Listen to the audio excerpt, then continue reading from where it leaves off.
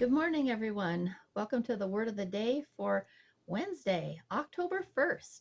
I'm your host, Rene Holaday, and this morning we have a great random turning that is covering a topic that we don't cover very often here. And so, kind of nice to see it. The random turning for today comes to us from 2 Corinthians chapter 9 that reads under the title Administering the Gift. And it reads, Now concerning the ministering to the saints, it is superfluous for me to write to you, for I know your willingness, about which I boast of you to the Macedonians, that Achaia was ready a year ago, and your zeal has stirred up the majority. Yet I have sent the brethren, lest our boasting of you should be in vain in this respect, that, as I said, you may be ready, lest if some Macedonians come with me and find you unprepared, we, not to mention you, should be ashamed of this confident boasting. Therefore I thought it necessary to exhort the brethren to go to you ahead of time and prepare your bountiful gift beforehand, which you had previously promised, that it might be ready as a matter of generosity and not as a grudging obligation. The cheerful giver. But this I say, he who sows sparingly will also reap sparingly, and he who sows bountifully will also reap bountifully. So let each one give as he purposes in his heart, not grudgingly or of necessity, for God loves a cheerful giver. And God is able to make all grace abound toward you, that you, always having all sufficiency in all things, have an abundance for every good work. As it is written, He has dispersed abroad, He has given to the poor, His righteousness remains forever. Now may He who supplies seed to the sower and bread for food supply and multiply the seed you have sown and increase the fruits of your righteousness. While you are enriched in everything for liberality, which causes thanksgiving through us to God, for the administration of this service not only supplies the needs of the saints, but also is abounding through many thanksgivings to God. While through the proof of this ministry they glorify God for the obedience of your confession to the gospel of Christ, and for your liberal sharing with them and all men, and by their prayer for you, who long for you because of the exceeding grace of God in you. Thanks be to God for his indescribable gift. And that's it. Well, that is such a nice thing to read because, uh, you know, each of us have different propensities that we excel in. Some people are they gravitate towards helping people hands-on missions. They love the whole topic of healing. They seem to have um, a, the blessing for it, the calling for it. Other people are, you know, talented in all sorts of different ways. I think that one of the blessings that God endows us with is the desire to give and be a cheerful giver. Some people don't have that natural inkling that they want to do that, and so it's an issue more of like self control. Like they have to they have to force themselves, because not all of us have all of these great attributes where we're called to have them. We're called to uh, walk in the way that Christ did. And a lot of that doesn't come natural for everybody. And so, areas where you're weak, you have to work at it and, pay special attention in order to walk like Christ and walk in his ways. And so, this whole idea of being a cheerful giver, that is that's something that comes naturally to me. That is probably a learned behavior from my own family. My family that I grew up around were extremely giving. They loved to give, and so I learned that behavior from them. And I have absolutely no problem with it. I enjoy it. I love it. I look forward to it. I like to give the best gifts possible. If I could, if I could actually go find a job, if I was to do something like go and pick my perfect job, I was thinking that it would be such an awesome job to work for some of these mega churches, and I would want to be the executive gift giver. I'm not kidding. The one that lines out all of the the gifts, or who gets what, how much to each different group of people that are in need. I love that kind of stuff. I would, gosh, oh boy, wouldn't I love that job. I want to be the head gift giver. Right? Because I love to give more than people expect. I love to give generously. I like to see people happy, and I like to see them surprised that it surpassed their expectations. And so this is kind of what Paul is talking about here with this group of people. They have taken a collection, and they have a reputation now for being such great givers. And so this chapter has a word wealth that is focused on cheerful. The word cheerful comes from hilaros, right? A Greek word which means willing, good natured, joyfully ready. The word describes a spirit of enjoyment in giving that sweeps away all restraints. The English word hilarious is a transliteration. And so you don't necessarily think of cheerful as being associated or defined with the base word of hilarious, but just the fact that joyfully ready, it says joyfully ready. So you're already joyful, you're joyfully ready, you're exuberant. And so that describes a cheerful giver with the root word of hilarious, right? So much fun, it's hilarious. It's just, I'm sure you've all laughed so much because, you're just dying laughing at some point because it's not just funny, it's hilarious, right? Well, that kind of joy, that kind of just like it says, joyfully ready. And so, what this describes in the notes is, well, let's take a look at the notes because the notes are good on this one as well. It says here that in verse 3, where it's describing, yet I have sent the brethren, lest our boasting of you should be in vain in this respect, that as I said, you may be ready. And so that describes here that the brethren are the delegation sent to prepare the offering before Paul arrives. And in verse 6, it says, under the cheerful giver, it says, but this I say, he who sows sparingly will also reap sparingly, and he who sows bountifully will also reap bountifully. And so the notes there say, giving bountifully, literally with blessings, blesses both the recipients and those who give. And so, boy, if that statement isn't a true reference to God's character, that is exactly how God works. How you treat others is how he's going to treat you. How the measure which you forgive others is the measure which he is going to forgive you. Basically, he lets you set the example for how he's going to treat you. And so if you struggle in this area of giving, you just, maybe you didn't grow up like that. Maybe you grew up in a very reserved household, that, or maybe you didn't have much. Maybe you grew up in a household that didn't have much to give. And so um, that whole behavior is also something that piques God's interest, that however much you give is what's given back to you. If you sow sparingly, you will reap sparingly.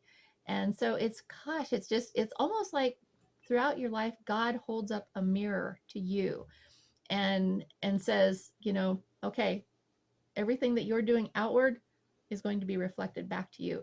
So here's your mirror, you know, treat others the way you want to be treated, right? Which is exactly indicative of a mirror, God holding up the mirror. Do you want to be blessed richly? Then give richly, give generously, give more than you're able. And especially when it is to the church. Because first of all, God's financial system is based on tithing, as we all know. And you're not restricted to just giving 10%. In fact, at different times when God says, test me on this. If if you don't believe that I will open up the doors of heaven and pour it back to you, test me on this. He doesn't want you to test him anywhere else, but he says, test me on that. And so different times in my past, I have tested him, and I went, you know what, I don't want to be considered just scraping by with the 10% that I'm giving to whichever group, whichever church, whichever ministry, whether it be to International Fellowship of Christians and Jews, whether it be for one for Israel.org, or the Troy Brewer ministry who saves trafficked children. I like to throw it out there to God, say, I don't want to just give the basic requirement. I don't want to just skate by with what I am forced to give or have to give. I want to do better than that. I want to be a generous giver. And so I will up my tithing to 20%, at least double what I've been required to, that I can experience the idea of giving where just because what does it mean to be a generous giver? What does that cost me? And the other thing about giving is what does it cost you? God wants to know that it costs you something, that if it's not like somebody else gave you their money and then you just give it to them and then it's easy for you, right? If it's somebody else's money, it's easy to give. No, that's not what giving's all about. Giving changes your heart because it costs you something. It costs you to help somebody else. And who does that remind you of? Jesus himself. He look at he gave everything. He he had no material possessions. He gave his own blood. He gave his own blood. And so he wants to know if he's willing to give not just his life, but his blood, and being horribly brutalized and tortured, and then tortured to death, essentially, is what crucifixion is. And so if he's willing to give that much for you, how much are you willing to give for others? Does it cost you anything? I mean, does it like make you uncomfortable in any way, or is it just, do you only give what is comfortable, what doesn't cost you too much, right?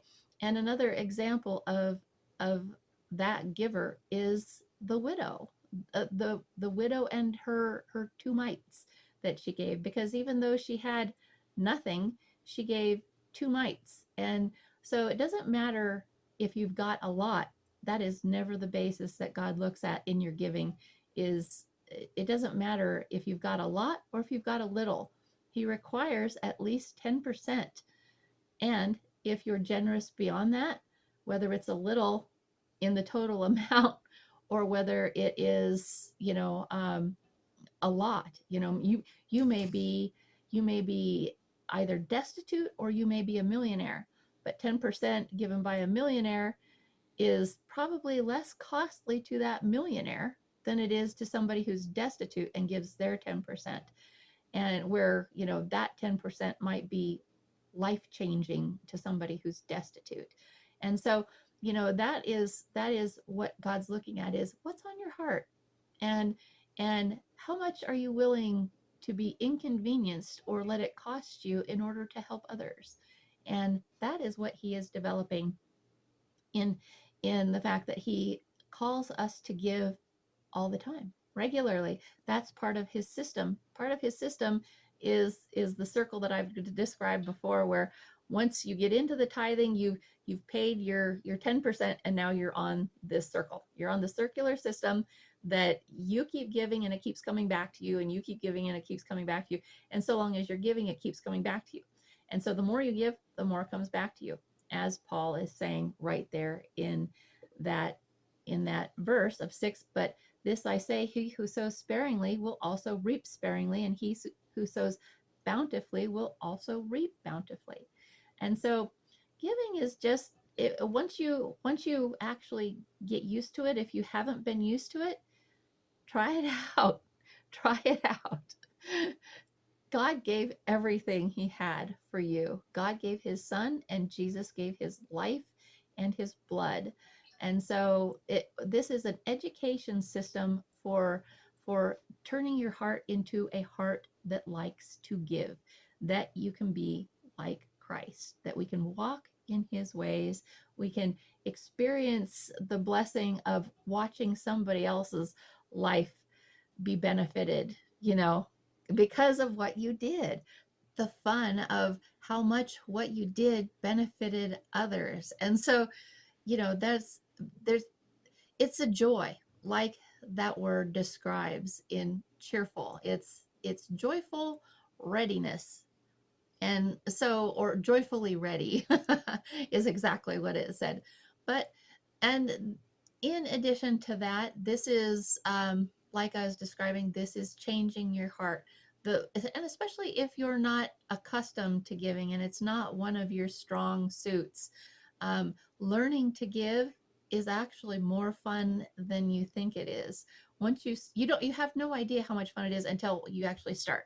And once you start and you see the results, it becomes like a blessing to you.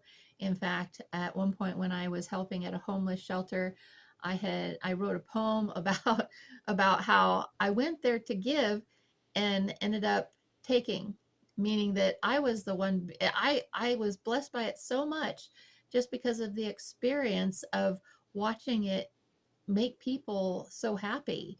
They're so happy. They felt so thankful and so blessed that I felt like I was the one that received the biggest blessing when I went to the homeless shelter to help. So that was, more or less what this poem was about, was the irony of going to the homeless shelter to give and leaving only taking, right?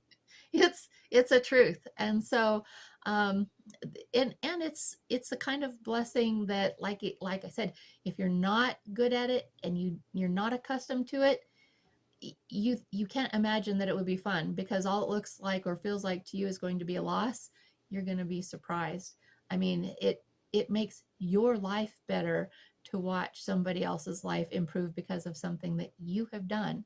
And so giving almost can become addictive. I mean, it's so much fun that it can become addictive, and then you realize how much giving blesses you. It blesses you because it blesses the people that you're giving to, and just being able to be in that environment and to watch that exchange that is so uh, against the natural way of this world, that is cutthroat, that it is dog eat dog, and survival of the fittest. That is the nature of this world. And so when you go against the grain and see how much you can give, it's shocking. The results are shocking. Instead of the survival of the fittest mentality, and always having to one up the other person to try to get ahead and achieve. When you're giving away, it's the exact opposite of this world. And so it's amazing what happens. So I'd encourage everyone out there, of course, give to your church. Always give to your church first. Your tithe, right off the top of whatever you have, your tithe always goes to your church or whoever it is that is feeding your spiritual growth, because that is a requirement. God requires that of you as a minimum. And if that's your sparingly giving, if you just do the 10%, then you'll receive sparingly, but at least you'll be doing what you're supposed to, what God requires of you, lest you rob God, like it describes in Malachi chapter 3, where people say, "What do you mean where we have robbed you?" And God says, "In your tithes, you have not tithed, and you're robbing God if you're not tithing." So the first 10% of your income must go to whoever is your church or the organizations that you're supporting to help the Jews, help the needy, help the widows, the orphans.